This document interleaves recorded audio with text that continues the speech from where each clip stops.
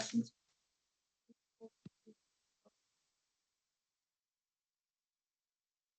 go on and start with the updates, so let's do the fire department update first. Bill's online, I think. Anybody We else? have Bill Washburn online. Yes. Hi, Bill. I will.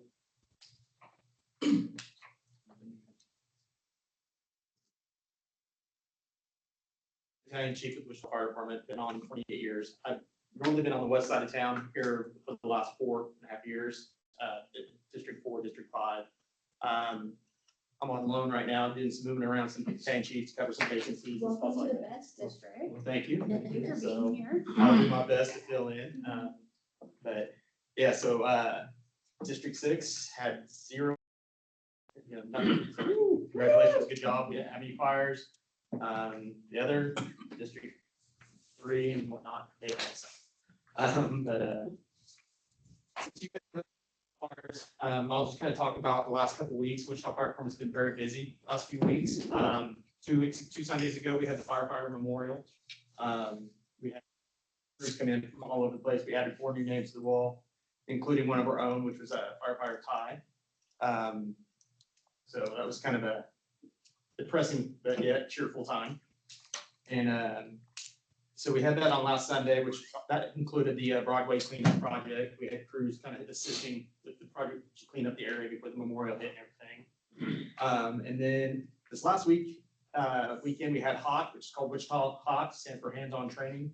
We have departments from all over the country come in for it, and we show different tactics, strategies, hose lays, forceful entries, whatnot, that everything in fireground thing, that's always a huge hit. It's grown from year after year after year, it keeps getting bigger and bigger. So it's kind of a neat experience because I was part of that, just kind of seeing it grow in my career has just been really neat. The October is Fire Prevention Month. So we're about ready, we talked earlier, we're about ready to hit our busy time of the year. The furnaces are gonna start kicking on. The floor furnaces, people forgot, oh, I put the rug over the floor furnace because it hurt my feet. Well, it's time to get the rug up, turn on the floor furnace, because that's a significant cause. This year's fire prevention focus is lithium ion battery. We've had several instances of those across the nation growing. Basically, you want to make sure you're using the right charger. You don't want to charge it overnight or when it's unattended. You want to properly store the battery, however it says to store it. And you want to keep it away from a heat source, so keep it out of direct sunlight or not sitting on a motor or whatnot. So we don't want to encourage those to light off because they will light off. I'm sorry, I don't really know what those go to. Is it like your phone or is it? It could be, phones are usually a higher rated battery, more of a certified battery. A lot of the cheaper vape pens, you've seen those blow up. Scooters, a lot of scooters, people, they get the knockoff scooter. They'll throw in their kids' room, kid will go out and ride it, plug it in the room, whatever, start charging it, and that could catch fire. DeWalt batteries, Milwaukee batteries, really haven't had much of any of those pop off. So it's more of the knockoffs that you see right now. But yeah, so that's the thing in the future is battery storage system and everything else. So over by the zoo, we have Evergy has a battery storage system out there. We've covered that. They're popping up across the nation and whatnot. After that, basically, today, in case you haven't seen the news or maybe around St. Francis Hospital, we tried getting the kids into the Halloween spirit.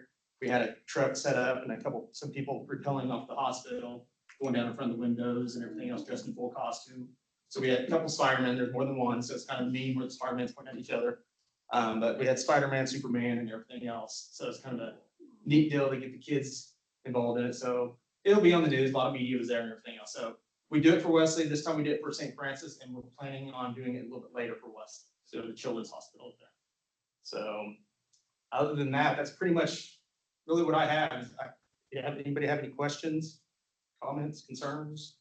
Yes, sir. Batteries is just kind of a place where we can dispose of those properly. Yeah, Lowe's, if you walk into Lowe's, they have front drop off right there. That's one place I know off the top of my head. You could probably go on there, look for battery recycling places. And that's, you want to properly dispose of those batteries. I know Lowe's has one up front when you first walk in, kind of to the left or the right, whatever the customer service booth is. Okay. So. Any other?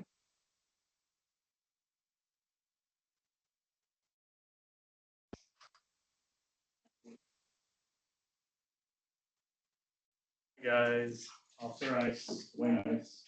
I'm out at Patrol West. I am 15 and 16 beat permanent now for those beats at Patrol West.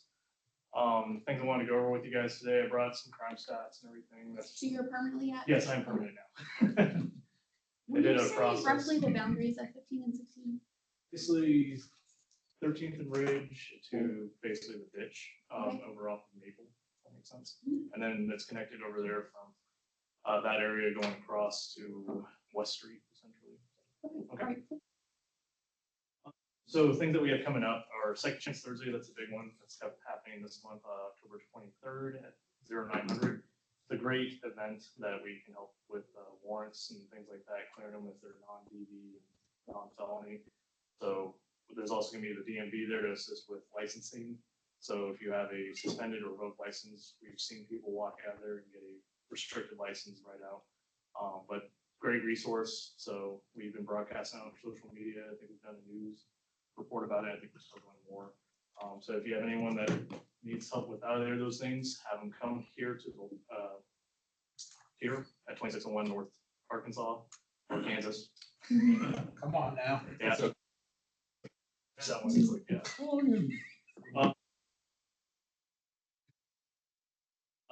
Other things that we had recently go on, a couple weeks ago, we had a news report on Cake News about our PCRT project, which is a special assignment property crime reduction team.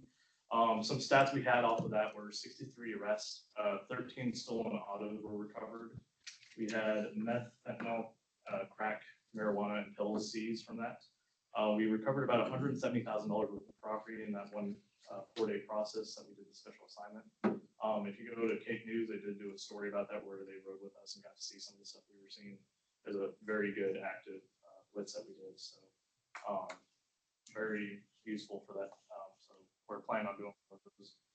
We also are planning on doing a future racing, street racing project. So if anyone's, noticing things like that, we are still addressing those situations.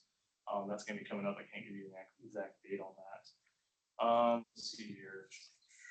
RTM, risk terrain modeling. I think you guys, we've discussed that in a few of our DAB meetings. That has gone into the second version of the pilot, I guess is what we'll call it. It's actually been showing some good results. We had it over in the Delano area on the west side, and our raw numbers are showing that there's a decrease in our gun violent crime in that area, which is good. There's still a study being done by WSU, so they will essentially come out with the official findings regarding the rest of the city, that area. So some of the areas that we're moving to is like, off Kellogg and over off 13th and West area. So addressing basically part 1 violent crimes. We're kind of expanding it and looking at how we can reduce stuff. So officers are doing a really good job with that aspect too. That's all I got. Any questions or concerns or anything like that? Any questions?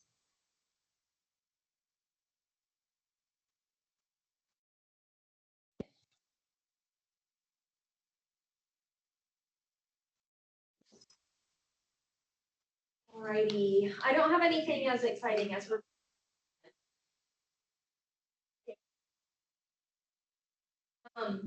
Last week was Banned Books Week, which is always an exciting time at the library. So if you visited any of our branches, you probably saw like banned books displays and things like that. We also had banned books events at branches across the system over the course of the week.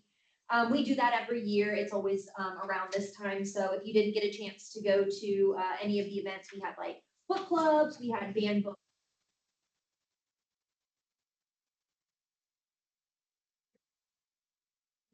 And we'll do a lot of that same programming next year as well. We also had a merchandise sale that I think is still ongoing. If you still want to purchase merchandise, it was this year's theme, which is typically set by the American Library Association for Banned Books Week, was Censorship is So 1984. So there was like a lot of that kind of theme going on, and we had cards made, and then some like bracelets, stickers, other types of merchandise that you could get if you're interested. You'll notice, you probably noticed as you came in that the library's closed today, which is unusual for a Monday. Today is our yearly in-service day that we do, where all of the library staff gets together down at the Advanced Learning Library. All the branches are closed and we do our yearly training. So this year we had training on all kinds of different topics. We had some folks from ComCare come in and train us on working with folks who are experiencing mental illness. We had a representative from the Purple Line Project come in and give staff some training on working with folks who have dementia. We had representatives from the Sickles, which is the South Central Kansas Library Service, and they kind of serve libraries all around in that area. They came and they talked to us about helping customers navigate AI, helping them figure out internet privacy and safety. So it's a really great event where we just get all of our staff together and we try to, give everybody some good training that's going to help us better be able to help the community. So that was today. That's why we're closed. One update that I have about meeting room policy. So this is something that our library board has been talking about for a long time, is updating our meeting room policy. So they want our meeting room usage to align more with the library's strategic priorities, where we want to be a community hub for learning and engagement, and we want more like community groups to be using our rooms. So what that looks like is that starting next year, all of our meeting rooms are going to be free to nonprofits and community groups. So the process of booking them is going to be the same. You'll have to answer a couple questions, basically like, are you part of an organization? And then you have to choose like from a list of different types of activities, like where does your activity fall? Does it have to do with civic engagement, community engagement, religious, police, that they are actually like doing some kind of like community. The other side of that is that meeting rooms will no longer be available to reserve for commercial purposes or individual purposes. So previously people had been able to rent the meeting rooms at a higher rate for things like birthday parties, baby showers, funeral dinners, that kind of. And so those types of things. We're not allowing people to use the rooms for that, but they're doing like community engagement, they can use the rooms for free. So we're kind of in the process right now trying to figure out our programming even further in advance than we usually do, to make sure that like we actually have rooms available for library programs at our branches. Here have the ability to still have those programs, because we do anticipate that meeting room usage is going to go up with that change. So like I said, that goes into effect January 1st. Our technology training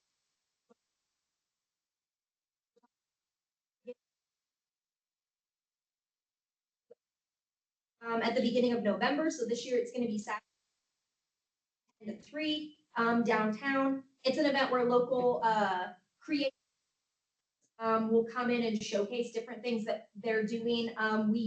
There's like different groups that are working with robots. There are all kinds of like, we have people who like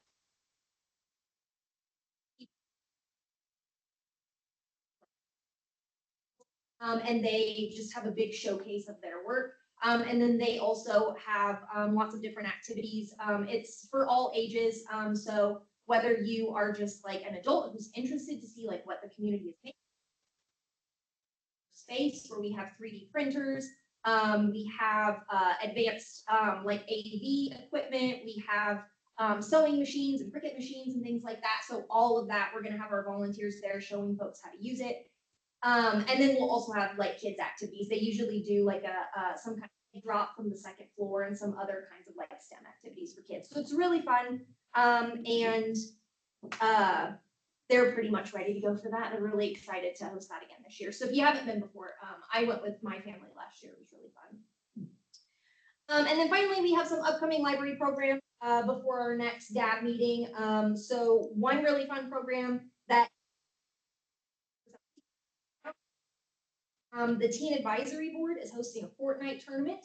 There's gonna be prizes. If you, or any kids that you know are really into Fortnite, that's a great event for them to come. They do have to register. So, definitely let them know about that.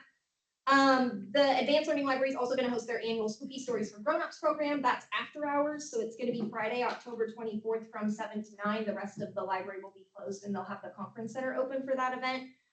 It's really fun. They have local performers and actors read spooky stories. Last year they had some like costume contest stuff. They had a musical performer. So I'm not sure what the lineup looks like for this year, but should be a good time. And then here at Evergreen, we have a few programs happening as well. So this Thursday from 2:30 to 3:30, we have a program for middle school. So these are like mini altars that they're going to create in preparation for Dia de los Muertos. We have another kids program that is a toddler dance party that's happening on Monday, November 10th. It's going to be a rhythm and movement program for ages. It's going to be really fun. That's part of a regular program that we're going to start doing here. And then we have a couple adult programs as well. So at the end of the month on Monday, October 28th, we're going to have an Artflix program. This is part of our third place series where we're doing programs to encourage people to use the library as a third place, like a free space where you can just come and hang out and do different kinds of things, different activities. So we're going to be showing a movie and then we're going to be making Halloween related crafts and then we'll work on it, just hang out at the library. So that's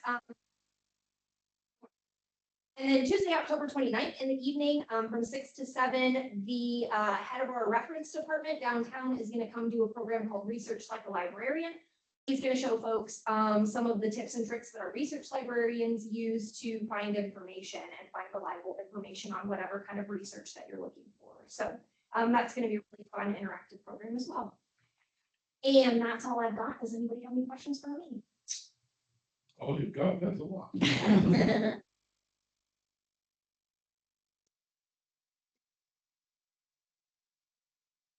AI training.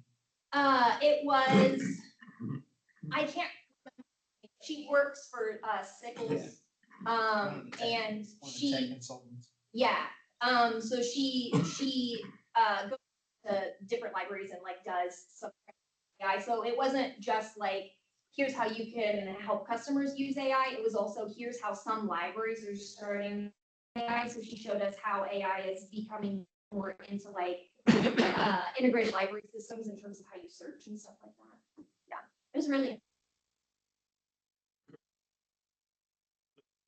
For the rental prices for the rooms, that'll just make the library that much more usable. Yeah, we want Right. people to use our rooms. That's the whole point. And we always have. So it was a flat rate of $20, whether you are renting the room for an hour or. Barrier, especially for like smaller groups or groups that want to meet here regularly. And so they just wanted to eliminate that altogether to get more folks in using the rooms for those reasons.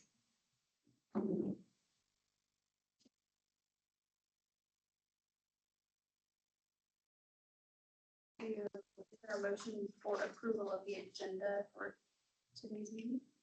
Or actually it says October 9th, but I think it means the 13th. Should approve today's agenda. Motion.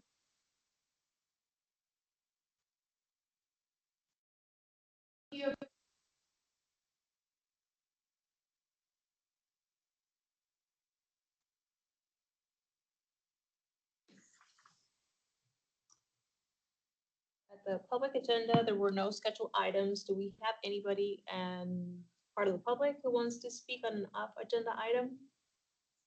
No? All right, Councilmember Ballard, I'll go back to you for new business. We have no new business tonight.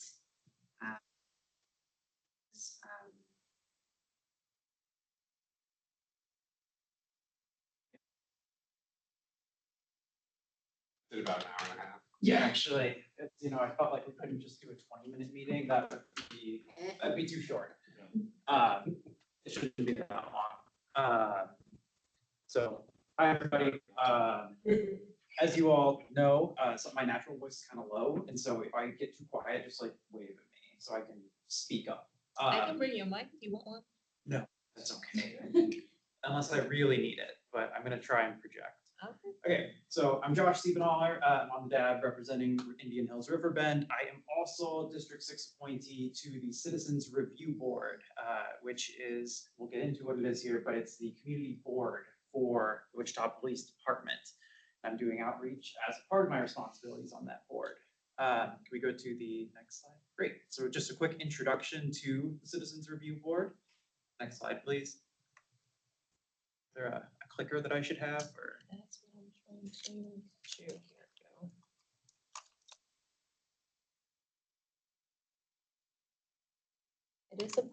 It is a PDF, so it's gonna take a few. There it is. Okay. There you go, you can have it. That's left part, and then you have the middle one for your green dot.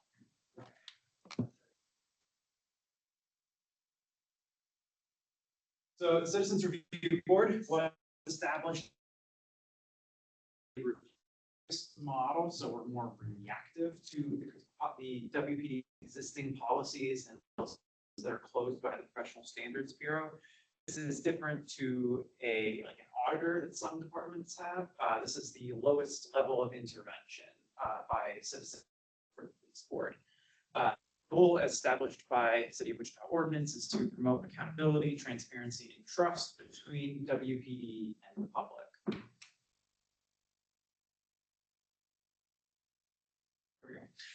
There's 13 people total, 7 of which are appointed. The mayor and each city council member gets 1 appointee, so Maggie appointed me, and then the city manager appoints 6. My text got cut off here, but we're a diverse bunch of folks from across the city in all walks of life. And there is currently an open position right now. One of the city manager's seats needs to be filled, so we're at 12 currently. There's actually a pretty intensive training for Citizens Review Board members. So the Citizens Police, can I do that? Yeah, okay. Citizens Police Academy, I'm currently, it's a 13-week program, 3 hours once a night or once a week. But I go over to WSU and learn from the various programs, various teams in Wichita Police Department and Central County. And it's been really insightful. The City Advisory Board training that we all went through at City Hall. We get Kansas Open Record Act training by the head of the city's legal, Kansas Law Enforcement Training Center, KU, as well as various in-person training, things like that's when we did.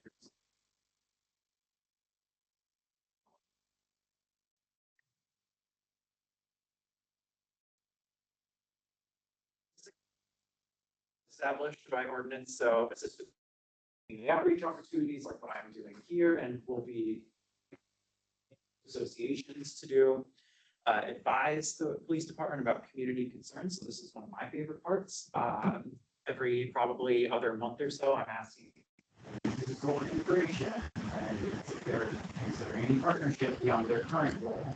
About the block cameras, about the traffic cameras, and a few other issues as well that I keep my ear close to the ground on. We receive annual reports on racial and bias-based policies by WPD for their community advisory board. And then these, I think, are the things that we're most known for, reviewing existing police department policies, procedures, and practices, and policy manual, and reviewing post-discipline findings by the Professional Standards Bureau. So this is an example of what we look at every month. You can see the Professional Standards Bureau case number, the incident type, the internal investigation or complaint, what the allegation was, the ordinance that is in violation of. Professional Standards Bureau's violations are rated A through F, A being the least serious, F being the most serious. A through C cases are actually reviewed by bureau chiefs or lieutenants. Some supervisor might say, oh, you're handling of evidence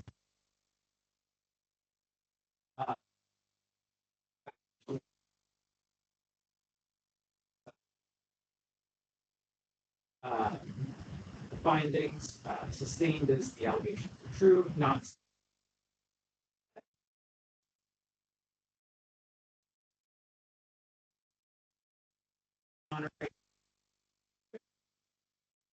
founded, and then stipulated is the last one. in where the unionized police officer can say to their supervisor, if they didn't put in my file, I didn't punishment, and that's it.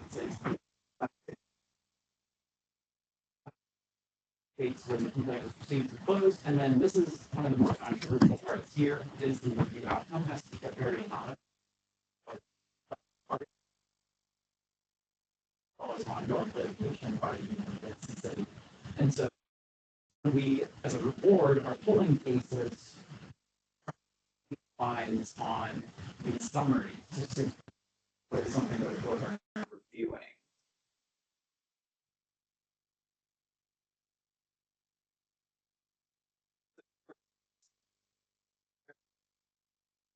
Someone in the community runs into with WPD, filing a professional standards bureau case is a great first step. So usually they collect these cases over the phone. That's the number there. They also have an email address as well as a website on the WPD page that's in that QR code. And then after it goes through the process of the PSB review, then you can reach out to the Citizens Review Board and we can look at your case from another perspective and to identify if there are gaps in WPD's training or policy, and to sort of be, I should actually go for the next slide for this. We can make recommendations for policy or training, but we cannot overturn the decisions of the Professional Standards Bureau or a supervisor, and we cannot issue reprimand or discipline for officers. So this is going back to this being one of the least invasive forms, that our ability and our oversight of the police is rather minimal and more high level than on day-to-day operation. For example, this is the board that, Exactly. you know, Yeah. just- most people know about, you know, that whole situation. So this is the board. Some questions about that and basically. And if you go back to, this was essentially what that case came from. And our chair, Odell, being guided by powers that be to call that case forward and be undug. I was not on the board at the time, so we, not me, the board.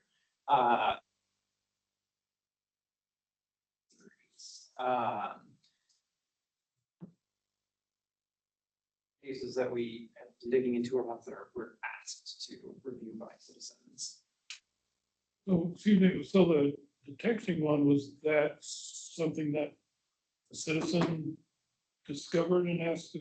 No, that one was, Odell picked that one to review. He said it looked suspicious, and he said, hey, I'll do that case one of these days. And then it came up, went into executive session where they could get more information from the team, and then that was dug into further by the chief, but would not have, the punishment, if I remember correctly, the initial PSB finding was that the only officer who got punished was the one that criticized the chief. And then when this was brought to the issued a report coming out of that. So what initiated the original He just, case? he just saw the list and. Yeah. I don't know. Chose that one. Yeah. to So take there it, was a list. showed that's what they received. Stuff. Professional Cases. Standards Bureau cases. So like, if I remember correctly, with the text thing, it was an internal complaint. So someone in the police department made a complaint to PSB about one of their colleagues. PSB did their investigation, only gave punishment to the officer that had insulted the chief in texts. And then it came to us, oh wait, am I back? This is what they received. Came to And us so- in this form, and then Odell pulled the case and said, hey, I want to hear PSB 25 PSB 2326. And that's when So this can be reported by members of, also other members of WPD. exactly. Yeah. Usually, so I mean, for example, I don't have one on here because I tried to get one that just had all the findings, but there are some that will, like, a complaint will say internal complaint or external complaint. So internal will be from a police officer, some employee of WPD. Or an external complaint would be from a citizen or from another like city staff member, anyone not WPD, we would get told as an external complaint. And any of these, the most that I would probably see out of, say that texting scandal is it would probably say something like hostile work environment. And I have to be like, okay, are we digging into hostile work environments next month? And then, oh, it's this big thing. So, but what we've been doing more recently is when we get to a significant backlog of cases, we'll have a long executive session and hear the details of each one and know like, okay, is this something that needs to be investigated and reported on further, or is it not? But we could miss something because we can only have so much information available that's public. Shares the details. What's that? Who shares the details? Captain Cooley is our contact at WPD, and so when we close doors to the public in executive session, he is responsible for putting together the presentations and gathering all that data ahead of our meetings.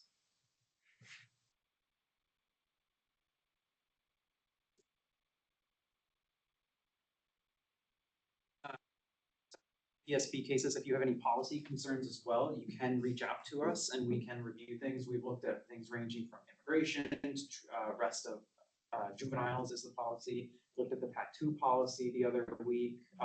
So anything that falls into the WPD policies and procedures, we can review. But we're also one avenue, of course. The chief of police has said to us a few times that he's an open book, and then of course, Maggie Ballard as well. So we meet on the fourth Thursday of every month, except for November and December. As you can guess, that falls close to the holidays. So the next couple of months will be earlier. We're a tight 5 to 7 o'clock at the Advanced Learning Library. And then this is our contact information. Oh, and then I put some resources as well. Citizen Review Board page, the National Association for Civilian Oversight of Law Enforcement, the Policy Handbook, the Citizen Police Academy, and the Kansas Law Enforcement Training Center. I'll open up for questions.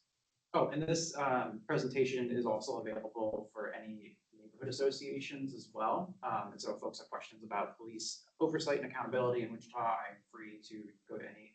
I'll travel outside of District 6, but like technically the structure we've set up is district appointees give presentations in their own districts. Yeah, that was my question was, can we invite you to? Yeah, please. Oversight? They would be thrilled. We're gonna have a retreat later this month. So I'm gonna have a afternoon at the library to sort of figure out the next few years for the CRB. And part of that, a big part of that is this outreach here. So speaking to you guys and saying if there's folks that would like to hear it, maybe we've talked about if we can get it when we have a public safety meeting in a church, I'm happy to be a part of that as well. And just say this is one avenue for if you're having difficulty.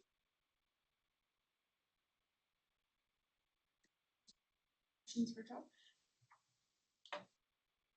Your experience. Learned a lot. I think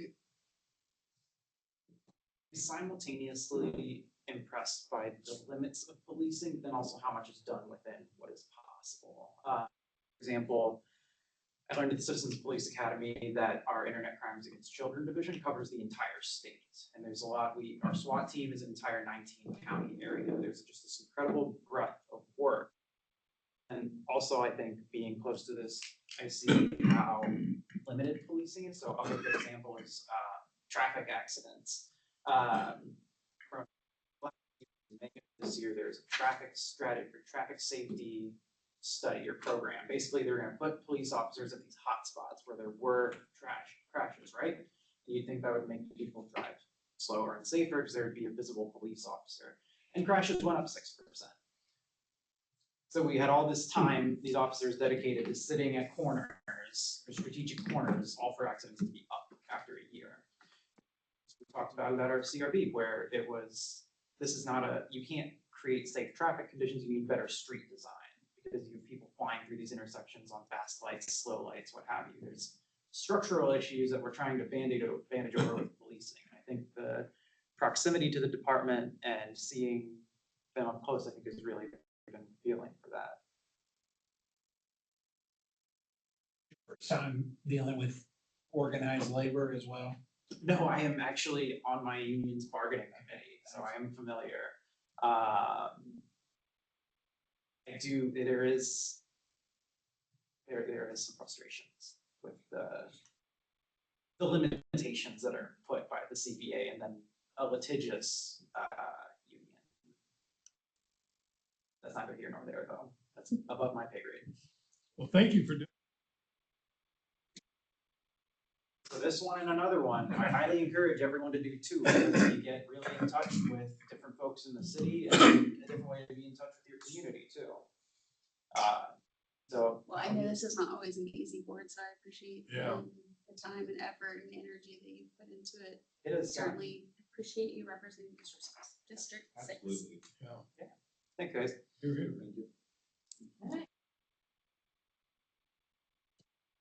We talked about, Second Chance Thursday coming up. Our next meeting is November 10th.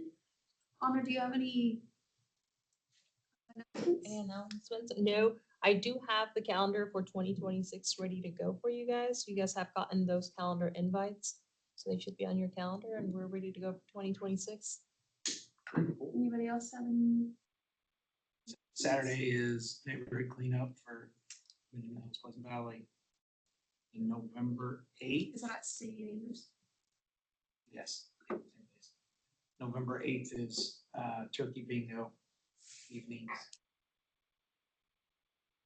Friends Church, 25th.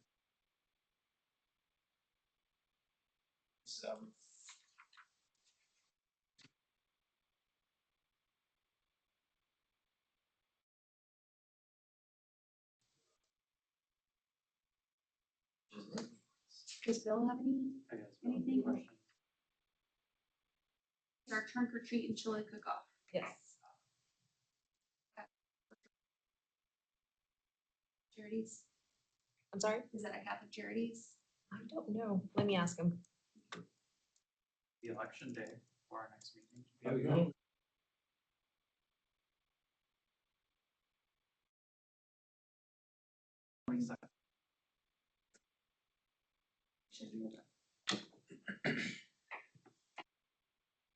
Okay, The 80 parking lot starting at noon. what? ADS parking lot. Okay, Yeah, adult. okay, gotcha. Okay, cool.